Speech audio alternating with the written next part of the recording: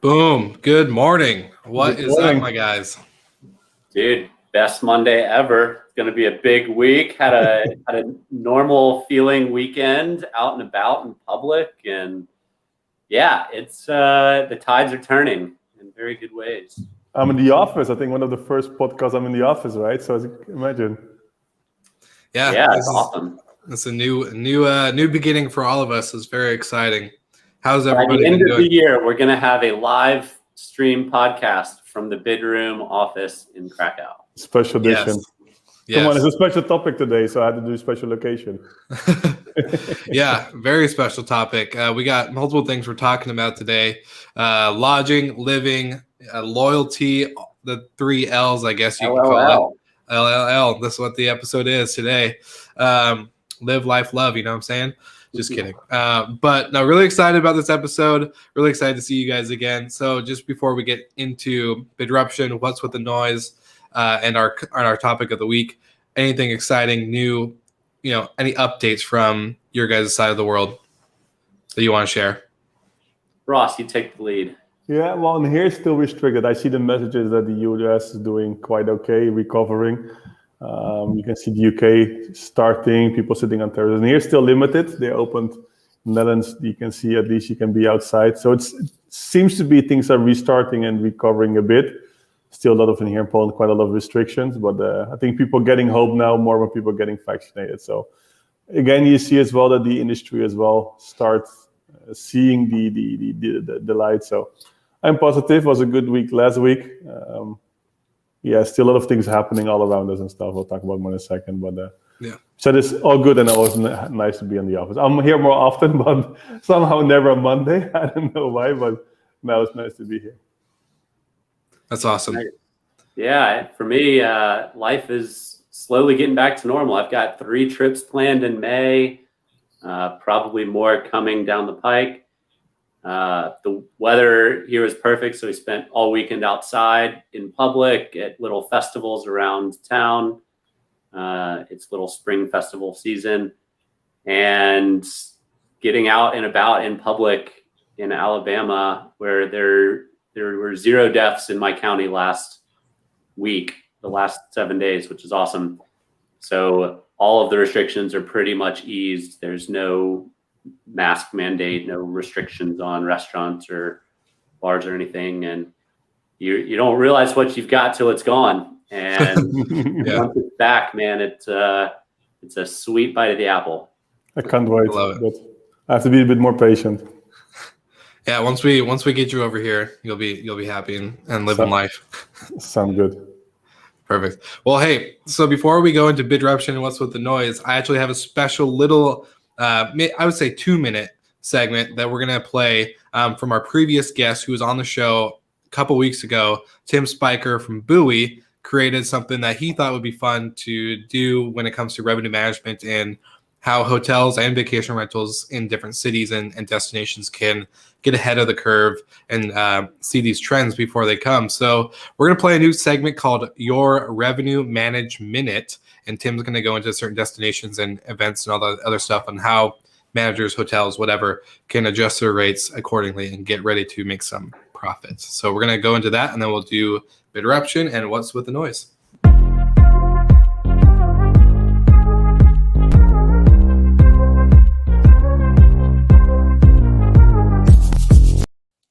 As the U.S. emerges from a once-in-a-century pandemic, many rental managers feel uncertain setting their rates for the recovery.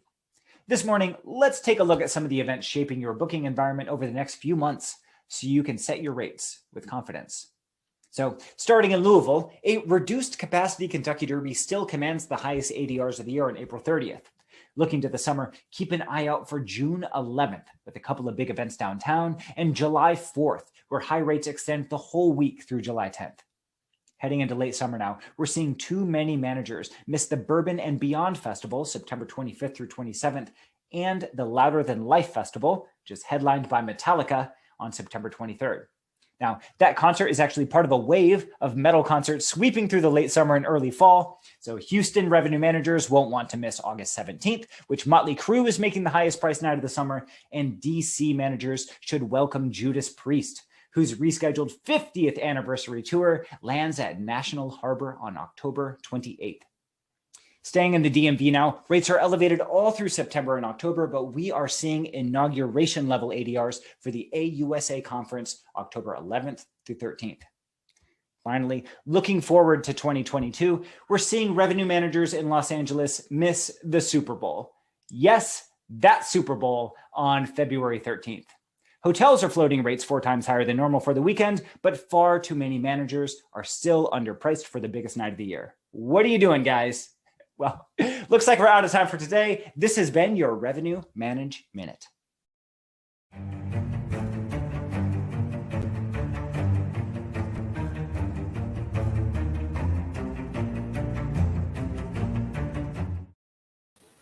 Hi, good morning. Well, it's nice to do this time from the office again in the Bidroom office. This week I want to mention the startup which comes from France. It's a startup called BlaBlaCar. You might read about it the last days. They did a quite nice investment round of $150 million. So quite nice. And actually what they want to build is this all-in-one travel app. And you can see quite some initiatives actually there that more companies want to build more like super apps in travel, but also outside travel. So the super app kind of thing seems to be much more popular, something also Bidroom is working on to include much more functionalities, features into our app. So beside only a booking platform, at the end, you can just also manage much more stuff around your journey in there. And again, I think the super trend, the super app will be a new trend in the coming year. And again, I think BlaBlaCar makes the right decision there. Again, congrats with the amazing investment round. For people who don't know BlaBlaCar, it's a marketplace actually for carpooling. So if you want to travel from place to place, you can carpool. It works quite well, does quite well in Europe. And again, quite nice investment they completed. So nice one to have. And I think it's nice to see there's new investments in the travel space starting now. Last week was an interesting week. Quite a lot of things were scheduled. We had the iMeet Hotel webinar, North America edition, where also Will Slickers was moderating. Went quite well. I think it was a really nice event. And the feedback was good, so you can check our website for more information. And don't forget to subscribe to the new ones. Also, iMeet Hotel, as I mentioned before, has a great podcast. And one of the last ones I talk about subscriptions as well, so pretty connected to the topic of the day, loyalty. I was talking as well, I was speaking for university, the Burden School of Business Innovation. I gave a masterclass there. It's always nice to talk new entrepreneurs who want to do something in the space of innovation and starting a company, to tell them a bit more about our journey. A really nice one was the Skift conference, what was last week. The conference was actually dedicated to loyalty and subscriptions. And again, the word loyalty is coming back. So that's why it's the topic of the day. I did a nice presentation there, if it depends on me. So I guess soon we'll share some parts of the presentation. You follow me on my LinkedIn. So it was nice to share a bit some ideas and some learnings from how we think subscription has to be done. And don't forget, a really interesting one, we were planting trees. Yes, I know, we were planting trees. So we donated 30 trees to the forest of the Krakow Zoo. So me and I think 12, 13 other Bidroom team members, we planted some trees. So we did something good on Earth Day. So there was some events of last week. Going to be an interesting week this week again. So, but I can't wait to learn and hear more from Mr. Golden. So go back to you and to go back to your grandma now.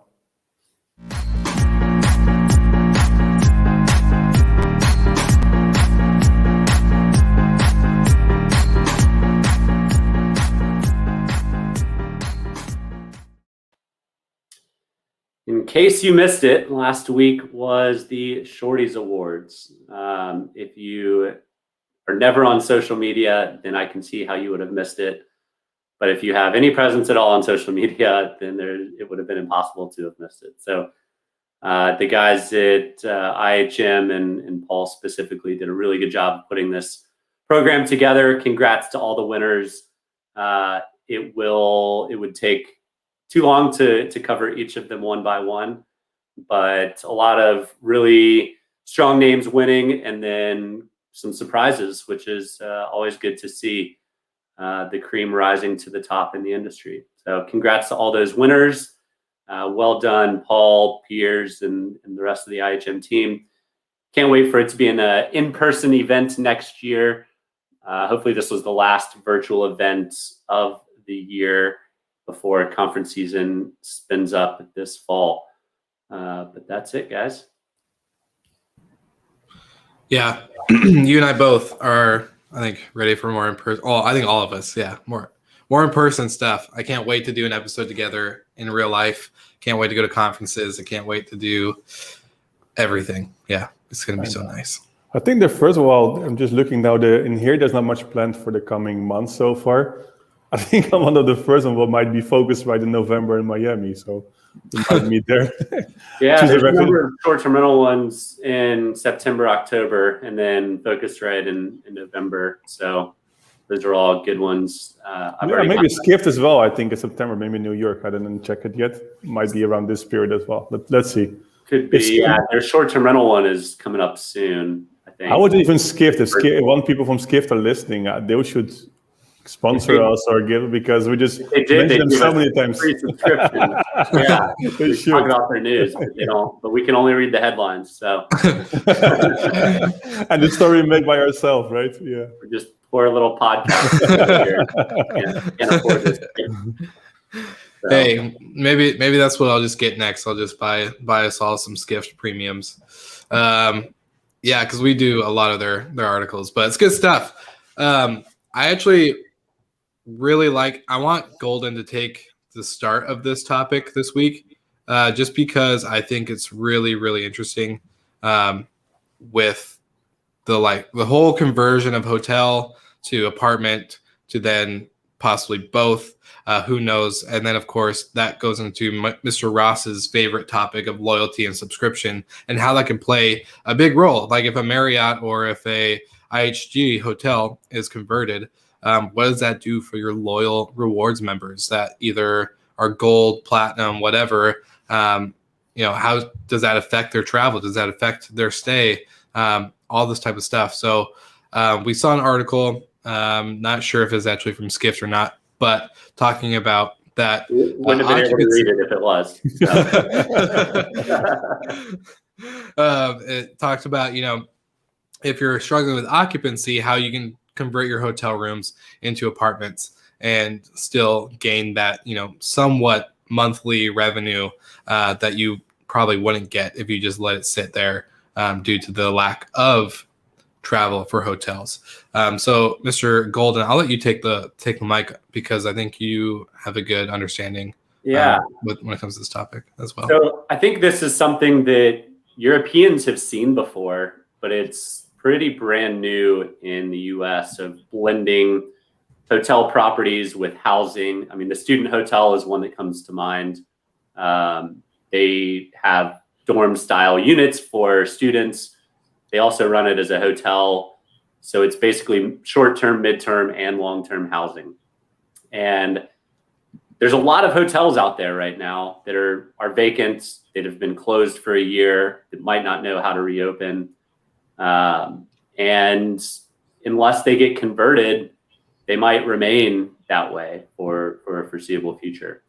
And I think the blueprint from Zoku and Student Hotel and a few others in Europe is exciting to see happening in the US and hopefully in a big way. We've talked a lot about flexible housing on this show and how we feel like that's a very big, important part of the future of hospitality. And this is a big, big step one. And I can only see this trend becoming super, super powerful and adopted really in the very near future. It's not going to be long before these types of conversions happen and have to happen. And you can fold in various parts of travel, whether it's loyalty, whether it's perks, or whether it's a subscription to a brand, right? You can subscribe, like imagine a place where you live, and you could also, your subscription allows you to stay in properties that they have all over the country or all over the world. Like, that's really cool. You're literally subscribing to housing, whether it's at your home where your belongings live or elsewhere.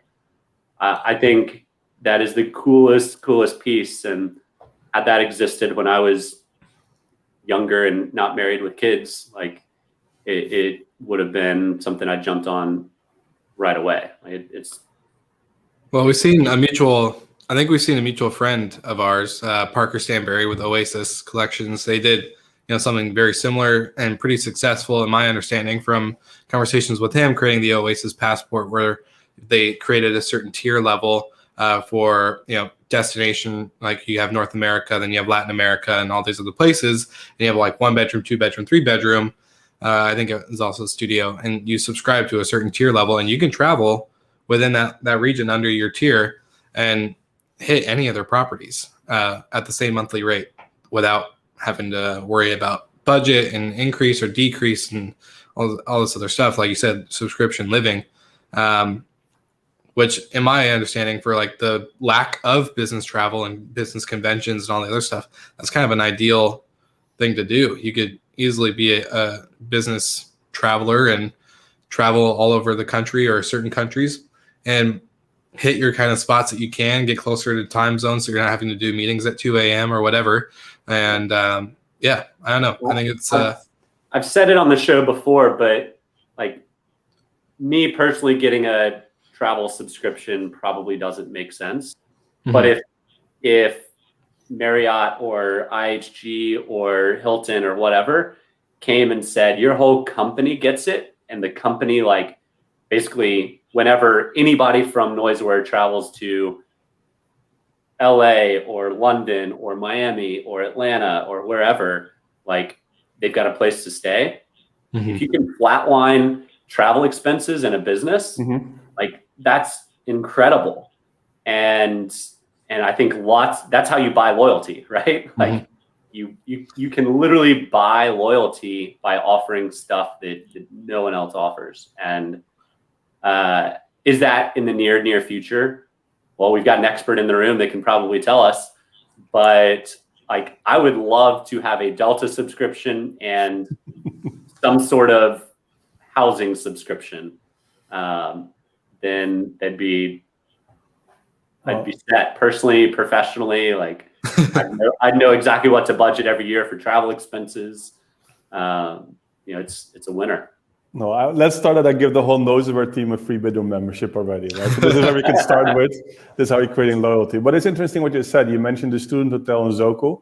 Well, I think the guys behind Zoco are also connected to Citizen M, which also have this travel passport, right? So they have a subscription, and you can stay unlimited in their place all over the world.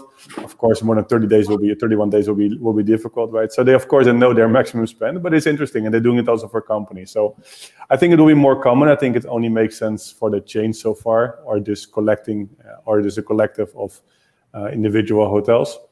And I think this paid loyalty is important. It's a bit, if you're looking at what we're offering as Bidroom, it's more like a paid loyalty program, right? You're paying a subscription, but in return, you always have perks, upgrades, etc. for all the hotels that we have. So make sure always the best price. You get your upgrade when it's possible. You get a specific voucher, for example, for the restaurants. There's a lot of extras. I think that's really important. So at the end, it's also a bit combination of both. In the end, soon we're launching with one of the biggest hotel chains, something extra. So you will get extra perks, for example, offered by them if you're just using Bidroom. So at the end, you're creating more loyalty as well. And I think what is important in subscriptions is that if somebody is subscribing and paying for your service, you should be the most loyal customer you could have. You only make sure that he just stays with you, right? That you're creating a relationship with him, that you just keep communicating with him and he just hear from you. I think that's so important because the only thing what you want to avoid if you have subscription is churn. And again, what you said, I think brands like the Student Hotel, I remember 2 years ago, we took the whole team to Amsterdam. We were the 80 people we booked. We actually stayed in the Student Hotel in Netherlands. Actually, I think Zoco and the Student Hotel, they're both Dutch, by the way. Yeah. So good things come from Holland. It's interesting to see. And you can see now they're moving to different areas. Citizen M, of course, is also Dutch. So you can see quite some innovation in those parts here. I think I just realized that this morning I was so that when I took the bicycle for the first time again to the office, but nevertheless. So it's a Dutch episode this time almost. But let's continue. But I think when you're looking at subscription and loyalty, I think loyalty is the one who could just help you during difficult times, right? If you just have a loyal base, as soon as you want to recover, the first one you're thinking about where you want to stay is the one you have a relationship with. So I think that's what and you can see now, for example, Expedia launched it a few days ago. They want to go more into loyalty. Doesn't really make sense, right? So they just want to do more in this loyalty space. TripAdvisor Plus is a loyalty program, and they're just going to do a paid loyalty program. That's why they pay people $99 for discount. So I think subscriptions is kind of loyalty, but more paid loyalty. But you can only do a subscription when you have really a group of users or travelers which are super happy with your brand. They're an ambassador, right? As soon and then, again, what is really important, that's still a difficulty in travel, and also regarding loyalty programs, how often do you travel? And Michael just said it, like if you travel once or twice per year, does it really make sense to take a paid loyalty program? Then you might choose somebody, you take a maybe loyalty program to get some points, and during the years you just increase. But you'll see that the airlines, for example, if they would have some recurring income, it will help them a lot. But the other hand, is the first time when you want to travel from New York to Los Angeles, and you could take 4 different airlines, you take the one where you have a subscription. Not even looking at the other ones probably, and even though the other one may be a few euro cheaper, it's still a few dollar cheaper in your case. You still might not even choosing the other one because you want to use your membership. Yeah, so, and you nailed it too. It's not just about a price break, but it's about how the brand treats you too. Correct. Correct. I've had actually through Oasis Collections in the past had premier loyalty levels with Hyatt, and I would pretty much just stay with Hyatt until that loyalty membership expired, and now I'm open for anybody again. Open for business. Anyone has top tier loyalty they want to send, it gets me a guaranteed upgrade every single time. Count me in. But Michael, I give you gold status at Bidroom. No, we have only one tier. I'm kidding. We treat everybody the same. It's a good point though. Like I get upgraded on Delta 50%, 60% of the time. There's no reason I would fly anywhere else. If I know at a certain hotel brand, I'm getting free breakfast and free like premier internet or whatever and free upgrades every time I check in, and I get to go to the line that doesn't have a check-in line. I just walk up and they let me in and give me my key. They know when I'm arriving, and like it's all about making it easy for those that travel a lot. And it's fun sometimes to travel. Like if I travel with my wife or one of my best friends or something that doesn't travel often, it's like there's a whole other world that exists of people that travel a lot. VIP. Well, it's the lounge at the airport. It's upgrades on the flight. It's an upgraded room. It's a expedited line. It's the keys at Hertz that they just like give to you when you walk up, and there's no line, and take your pick. Like it's a different world of traveling, but you earn loyalty every time you have an interaction with the guests. And to lose a guest like any of us on this show that historically have traveled a ton is a big financial loss for and we talk about it all the time too. Like I tell everybody Delta is the best because it's everything's out of Atlanta's direct. Everything's an upgrade if you're gold, platinum, whatever. So, do they sponsor you, Michael, or not? You get paid for it? Not yet. We need Skift to sponsor us. We need Delta to sponsor us. Will, do your job, man.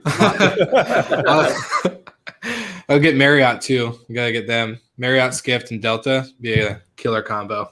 Yeah. Well, I was going to say one thing before I let Ross jump in. I know you have a lot of good points, but for me, you said one thing you said is that you have to engage that loyal member, right? So in my marketing mind, you have the people that you're trying to acquire to get onto the membership program or the subscription, but then you have the people that are on it. Now you have to get them using it and engaged, and so like you have to create special marketing towards them, personalized marketing towards them, knowing that okay, these are people that are traveling. These are people that want our brand. These are people that when they are having an issue with their reservation or they need to change something with their stay, that if they get a message from, whatever the customer service person is, saying, I'm sorry, unfortunately, due to the ticket type or whatever, we can't make any change. Even though you're a subscribed member and you have thousands of miles and all this other stuff, you're going to be driving that out. So changing the way how you market towards them, the way that everything goes with them, because they're taking the time to really stay loyal to your brand. They're not hopping on, like Michael, you're not hopping on Alaska because you're going to stay with Delta for the many reasons that you just shared. And then my question to this, because the article that we were seeing says, but do the numbers work? And I'm curious because there are extended stay hotels. There are hotels that kind of go off of this flex living where you can live there / it's, professionally ran like a hotel, housekeeping, maintenance, all that good stuff. Is that going to go away?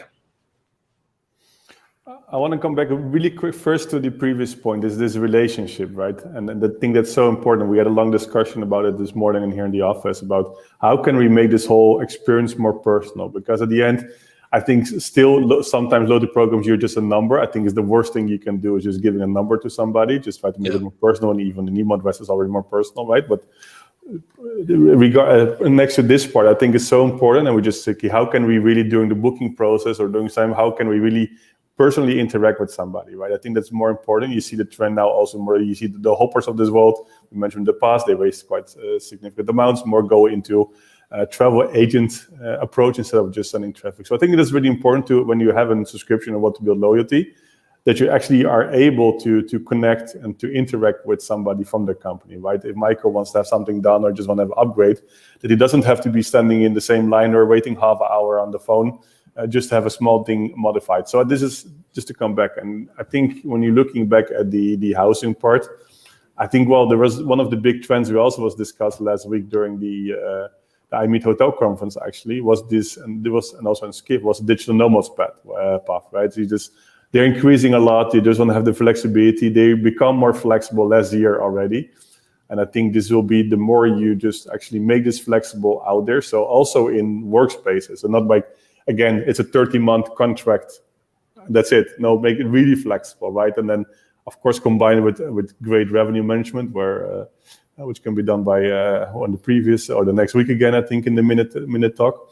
But I think when you combine this, and at the end, that's what still a lot of hotels doesn't do well. But if you're just making it really flexible, you want to stay somewhere 3 weeks, you can stay 3 weeks. Adjust your pricing. You want to stay somewhere 4 months, you can stay somewhere 4 months. And I think theirs has to be done a lot, right? And if you want to stay somewhere 2 hours because you just want to have a rest somewhere, just want to work from there, that should be possible as well. I think there we can really drive a lot of revenue and target a new audience. Yeah, I mean, I think to your point, Michael, and to your question, Will, is it proven? Has it been done before? Yes. I mean, there's evidence in Amsterdam with Student Hotel. They're in, I think they just bought a Rome property, and Zoku is expanding. But it also takes the right partners on the property side. Patient capital, not venture capital who wants to spin a profit and turn around, package it up in 2 years. Like, you need patient capital that says, hey, we're going to try all these different things. Some might work, some might fail. The ones that fail, we're going to iterate on, and we're going to be patient. But this is the future. This is going to work. We just, it's a puzzle that we just need to put all the pieces in the right spot. I think, without a doubt, like, the biggest loser in COVID times was office space in general. And if you can bring some office space into these flexible living locations, there's your win, right? Like, people still like to get out of their house and see a change of scenery, or maybe they need to because of their roommate or their dog or their whatever. But if it's right downstairs, you can pop up, go back and forth. You got a coffee shop that you can walk, next door to, or it creates a community in which people are really proud to be a part of.